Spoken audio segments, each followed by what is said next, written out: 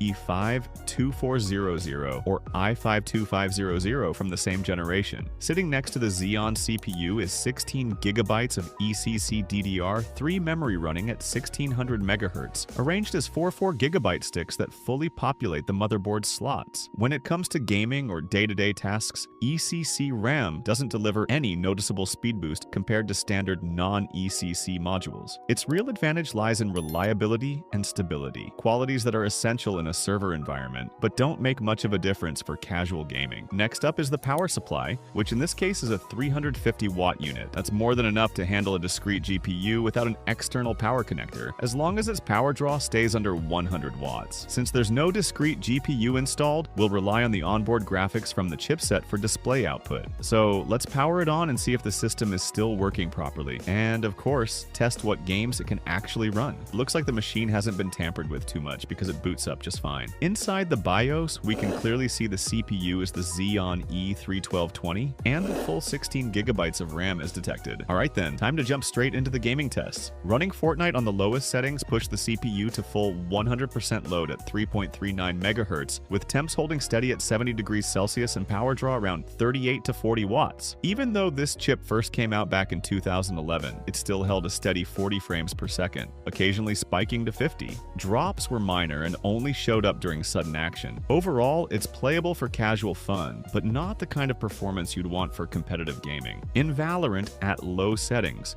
the CPU ran at 70 to 80% load. FPS reached around 70 during normal movement, but dropped to 40 to 50 in firefights, and even lower in close duels. While playable, these frame drops slow reaction time and make competitive play frustrating.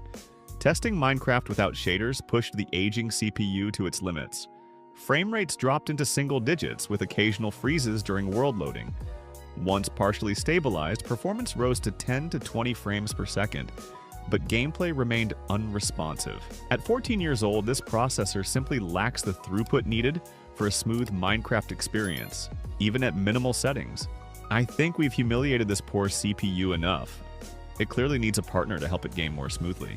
Luckily, I've got a GTX 1050 Ti 4 GB on hand, and I'll be using it to test this setup. As you can see, the motherboard here comes with 4 PCIe slots, one X4, 2 X8, and a final X16. The tricky part is that the first 3 slots only deliver a maximum of 25 watts, while the GTX 1050 Ti needs around 75 watts to perform at its best. Thankfully, the bottom X16 slot can supply the full 75 watts. But here's the catch. The design is a bit limiting. If you don't have a low-profile GPU and only own a full